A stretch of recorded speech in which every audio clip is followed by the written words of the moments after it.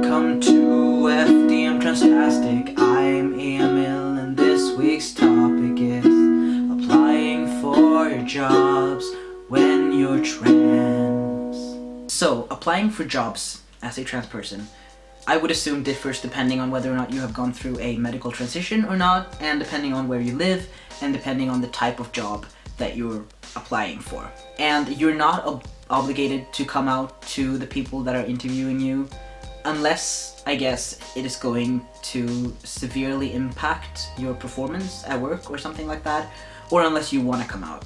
I came out once when I was pre-T, once when I was one day on T, in two separate job interviews, obviously. And then I went on one interview when I was definitely not being read as male. Well, I guess, since I had my name and everything, but I did not pass. I was like 1 month on T. I didn't say anything in the interview, and I've had that job since, and now I sound like this, and so I assume they have just understood the circumstances. But I had one employer tell me once that they were really impressed with the fact that I came out in the interview, and they really valued that, I guess, not just like courage, but the fact that I was so upfront and yeah, didn't really make a big deal about it, but the fact that I could just, say that, they felt that that made me, I guess, trustworthy, serious, mature in some way. And as I understood it, that was part of the reason why I got that job. Coming out during a job interview doesn't have to be this big negative thing that complicates you, or that complicates you as a prospective employee. It can actually be a positive thing.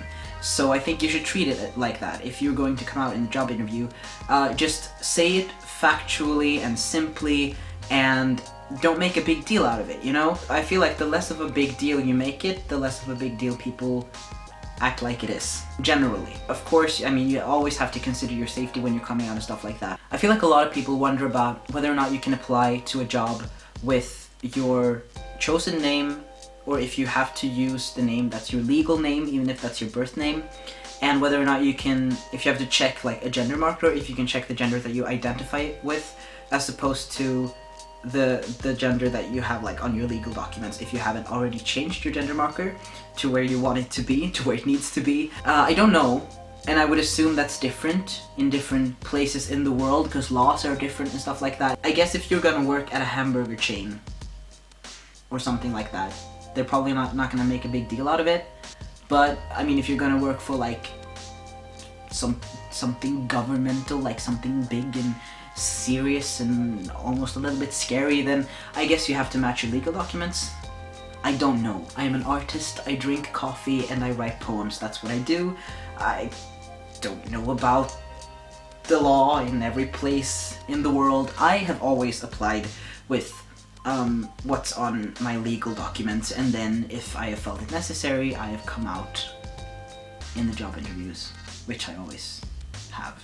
Not really helpful this week at this topic, but I am merely human. I can't always be helpful. But I guess if you want to take something from this video, if I want to like express something that you can take with you, that I want you to take with you, is that sometimes coming out during a job interview, I'm focusing very much on coming out during a job interview now, but that's like what I have experience with, so whatever. Coming out during a job interview doesn't always have to be a negative thing that like makes people think that, oh, this is such a complicated person, like, ugh, and they're gonna like put you below all of the other people that are applying for the job. Not necessarily. Especially if you're like doing it in a casual way and you're kind of like mature and serious and simple about it. I would assume, especially if you're gonna work with customers, they're gonna think it's really good that you can, just tell somebody how it is, straightly, upfront, simply, and just not make a big deal out of it and not waver, and still, be nice about it, even though you're telling them something really serious.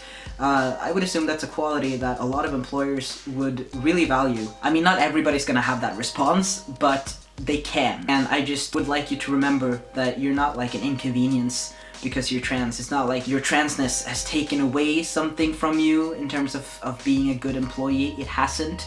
If anything, it's added to your qualities, especially if you work with people. As I said before, if you work with customers, I don't know, like at a clothing store, a trans person comes in, wants to buy something, asks you something, you're there for them, I don't think a lot of employers think specifically about trans customers, but I mean, it's still, it's something that you can know within yourself. You have qualities and you have things and you have experiences that do matter at work. Not just as a trans person, you have them because of your education, because of your life experiences. All of this factors into how we are as employees. But I do know that applying for jobs can be really difficult for trans people, especially if you live in a place that's very transphobic, and especially if you are visibly trans or visibly queer but not passing, and it can just lead to a lot of horrible things, abuse, self-destructive behaviors, and it's just an evil cycle. And it's a huge problem that we have in our community of like people not being employed.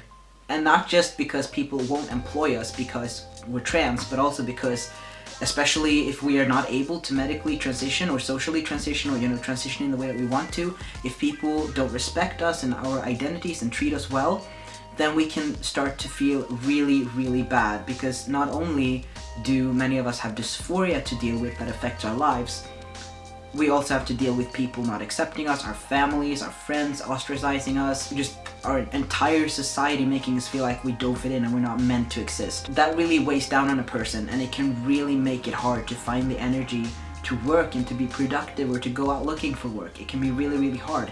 And I have been in that position, and I know people who are in that position. I hope that one day it won't have to be like that. So that took a pretty dark turn, and I'm sorry, but I wanted to mention that because it's part of the theme of trans people and jobs. But we're gonna lift ourselves up now because I have some good news. I recently found out a couple of days ago that I'm having top surgery on the 27th of October. Oh my god! Oh my god! I know, right? If you want to know exactly how that happened and why I only found out a few days ago, you can go to the link in the description and check out the video on my personal channel. I love you guys. I hope you have a nice week. Have some coffee, tea, hot chocolate, or just hot water or cold water, whatever you prefer. Have something that's nice because you deserve it. Because I love you very much. And I will see you next week. Bye.